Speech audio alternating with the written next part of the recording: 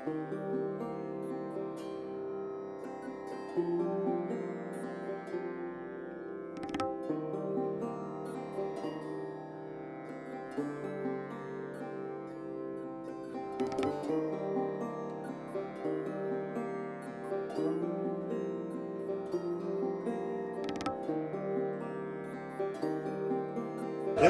हाँ इस वन में आप लोगों को जितना दर्शन करना है तो यहाँ हंसने की कंजूसी नहीं करना, क्योंकि ये इस वन का पहला नाम है मधुबन। कहते हैं मधुबन में राधिका नाची और गिरधर की मुरलिया बाजी। তো তোমরা এই যে বনটি দেখতে পাচ্ছ এর চারটি নাম আছে। প্রথম নাম হচ্ছে মধুবন, দ্বিতীয় নাম হচ্ছে নিধিবন, তৃতীয় নাম হচ্ছে কুঞ্জবন আর চতুর্থ नाम वृंदावन। पहला नाम है इसका मधुबन। मधुबन। कहते हैं मधुबन में राधिका नाची गिरधर की मुरलिया बाजी। हाँ। दूसरा नाम इसका है निधिवन। निधि माने भंडार, वन माने जंगल। हाँ। भगवान के समय की 6000 वर्ष पुरानी जंगली थी। तीसरा नाम इसका है निकुंजवन। जो कोई रात में आएगा घमंड में घुस के लीला देखने के लिए तो वो गूंगा, बहरा, पागल या वन में मरा हुआ पाया जाता है। और चौथा नाम इसका है वृंदावन।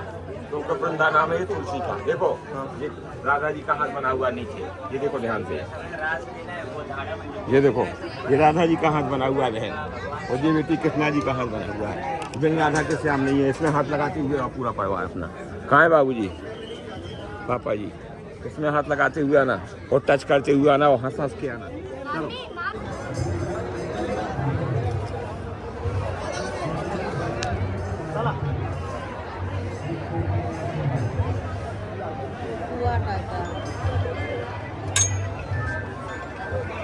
এই নিধিবনের অনেক গল্প শুনেছি, আর এইভাবে যে সামনে থেকে আমি দর্শন করতে পারবো সেটা আমি কোনোদিনও ভাবিনি।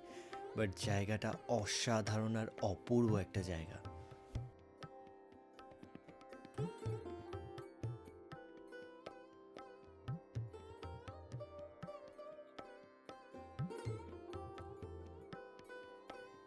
এই প্রতিটি পাতার মধ্যে কৃষ্ণ ঠাকুরের তিলক, রাধারানীর মুকুট, অনেক কিছুই তোমরা দেখতে পাবে। আমি লিটারালি বাচ্চাদের মতন গাছটায় হাত বোলাচ্ছিলাম। আমি জানি না কেন আমার ভীষণ পরিমাণে ভালো লাগছিল।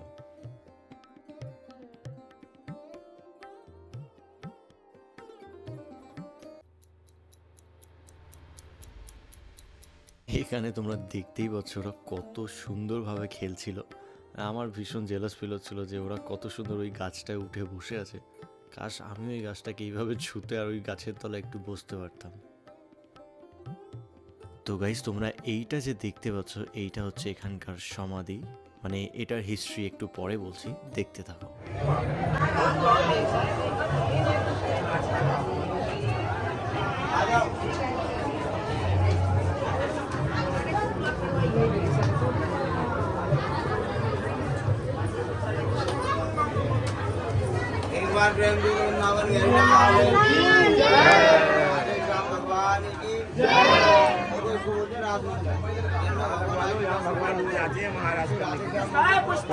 आपको 4 सीजन की आवाज आती है।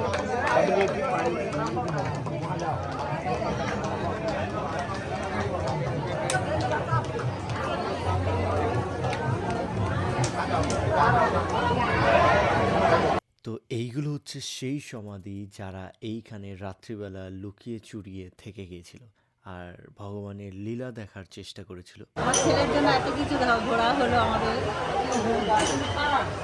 তো গাইস, এটা হচ্ছে নিধিবন আর এখান থেকে আমরা এবার সোজা বেরোবো।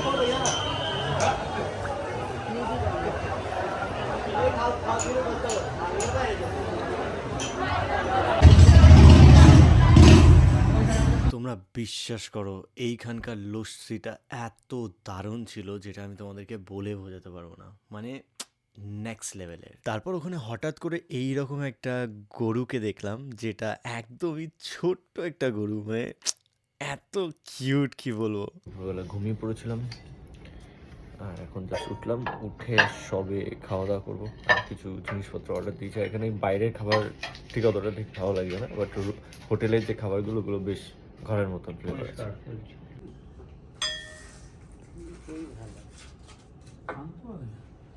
তো লাঞ্চ কমপ্লিট আর বৃন্দাবনে আছি অলমোস্ট 3 দিন কমপ্লিট হয়ে গেছে। সিরিয়াসলি বলছি, অনেক মানুষজন বলে, অনেক কেউ আছে আমি দেখেছি যারা বলে যে ভেজ খাওয়া যায় না বা নন ভেজ ছাড়া বাঁচা যায় না, এরকম প্রচুর মানুষের চিন্তাধারা আছে। তাদের উদ্দেশ্যে বলি, এই বৃন্দাবনে আমি এখনো পর্যন্ত একটা মাছ মাংসের দোকান দেখতে পাইনি। আমি যে এরিয়ার মধ্যে আছি, একটা মাছ মাংস নেই। এখানে প্রচুর মানুষ বসবাস করে, তাদের কাউকে দেখিনি যে একটা জায়গায় মাছ মাংসের দোকান খুলে বসে আছে। তো যাই হোক, ইচ্ছে থাকলে অনেক কিছুই হয়। তোমরা ছাড়তে চাও না, সেটা হচ্ছে ইম্পর্টেন্ট। ছাড়ো বা না ছাড়ো সেটা তোমাদের ব্যক্তিগত চয়েস।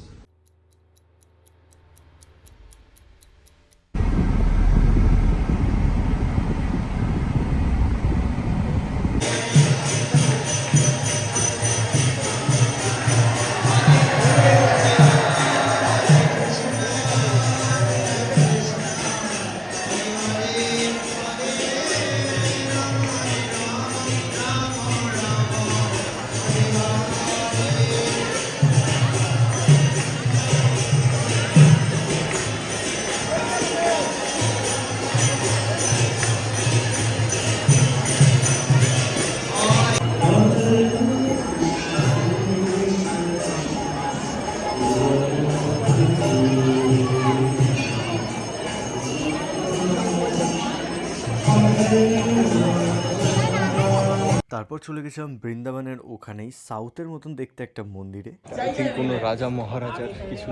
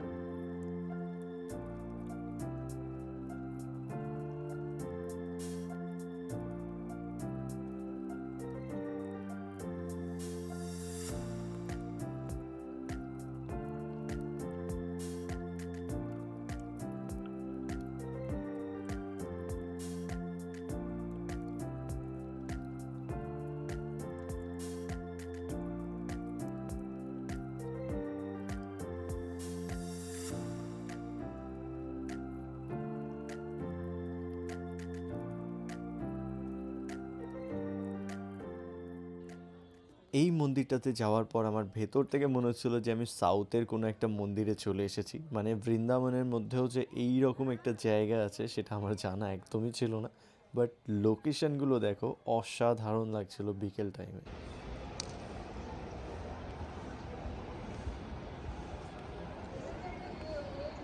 বয়স চলে এসেছি বাড়ি, এবার একটু নেবো রেস্ট। আর মা বলছে চা খাবে, তো বাইরেও যেতে পারি। দেখা যাক কতদূর কী হয়। কালকে যাচ্ছি আমরা গোবর্ধন পাহাড়, মানে যেখানে কৃষ্ণ ঠাকুর নিজের আঙুলে তুলে দিয়েছিল পাহাড়কে, সেই পাহাড় দেখতে যাচ্ছি। চলো।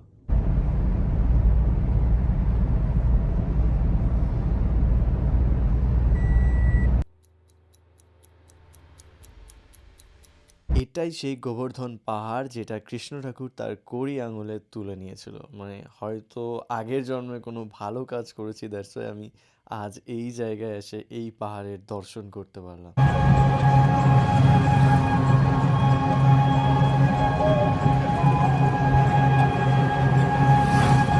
গোবর্ধন পাহাড়ে পরিক্রমা করতে করতে রাজস্থানের একটা জায়গায় আমরা চলে এসেছি এখন। আর গোবর্ধন পাহাড়টা রাজস্থানের একটুখানি জায়গাতেও পড়ে, সেই জায়গাতেই আছি। আর এখানে একটা মন্দির রয়েছে, তো এখান থেকে আবার শুরু হবে আমাদের পরিক্রমা। চলো যাওয়া যাক।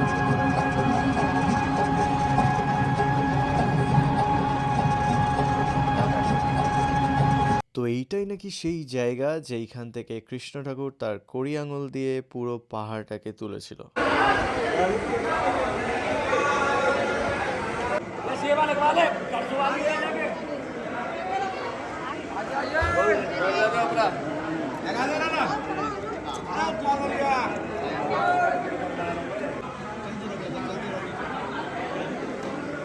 এটা হচ্ছে সেই জায়গা যেখানে কৃষ্ণ ভগবান নিজের আঙুলে এই পাহাড়টাকে উঠিয়েছিল। এটা হচ্ছে সেই জায়গা যেখানে আমরা জল ঢেলে আসলাম। আলাদাই এক্সপিরিয়েন্স গাইস। তো এইটা হচ্ছে রাধা কুণ্ড।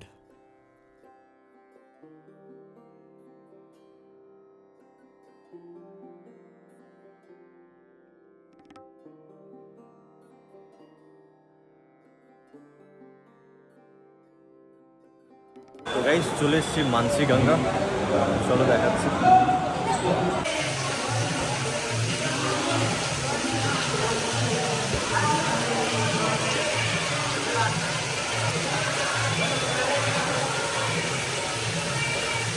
তো গাইস এখন আমরা যাচ্ছি সোজা বারসানা।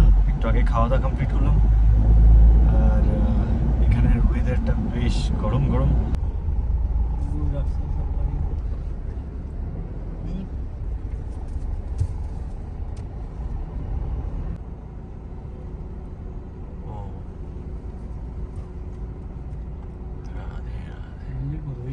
चुन्नी कौन सा दूं दीदी? व्हाइट वाला दूं? ज्यादा नीला है, नीला? জাস্ট লোকেশনটা দেখো।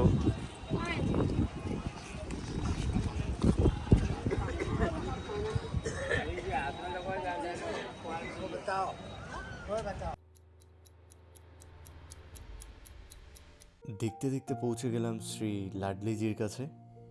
এত সুন্দর একটা জায়গা যেটা আমি হয়তো তোমাদের বলেও বোঝাতে পারবো না। এই মন্দিরে যাওয়ার পর যেন মন অনেক বেশি শান্ত হয়ে যায়। তবে এখানে আমি গিয়েছিলাম 2024-এ, আর এই ভ্লগটি তোমরা দেখছো 2026-এ এসে।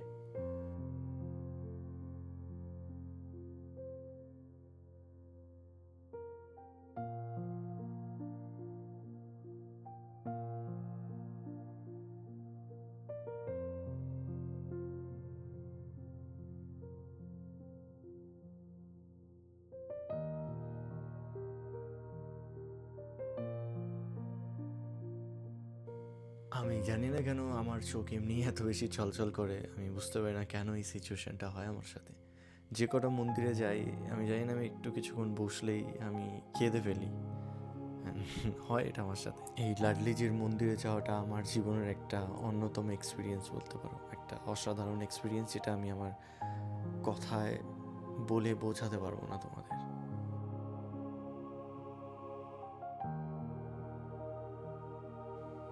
আমি যখন ওইখান থেকে ফিরছিলাম আমার মন কিছুতেই আসতে চাইছিল না, অ্যান্ড প্রচণ্ড পরিমাণে কান্না পাচ্ছিল, আমি জানি না কেন।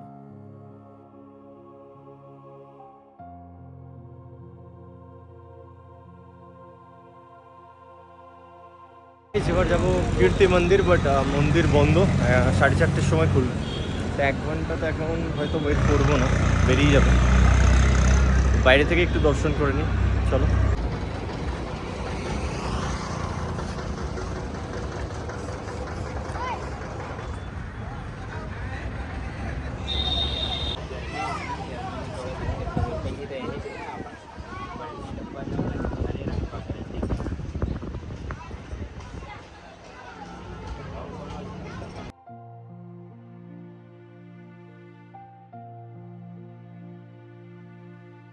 তো গাইস এবার আমরা যাচ্ছি নন্দগাঁও, মানে এটা হচ্ছে নন্দগাঁও।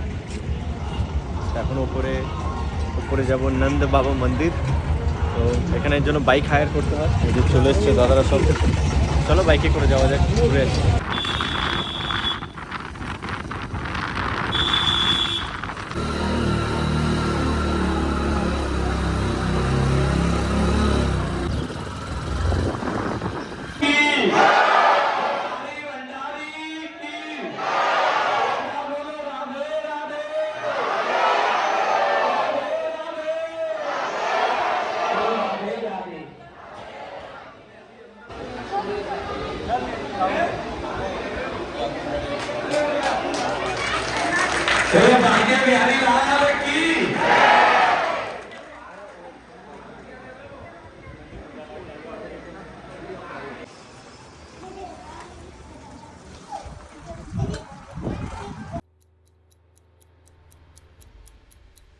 তো একদম লাস্টে আমি চলে গেছিলাম এখান থেকে শনিদেবের একটা বিশাল বড় মন্দির রয়েছে সেখানে। তো এখানে শনিদেবকে সর্ষের তেল চড়ানো হয়, তো আমিও নিয়ে নিয়েছিলাম 1 বোতল সর্ষের তেল।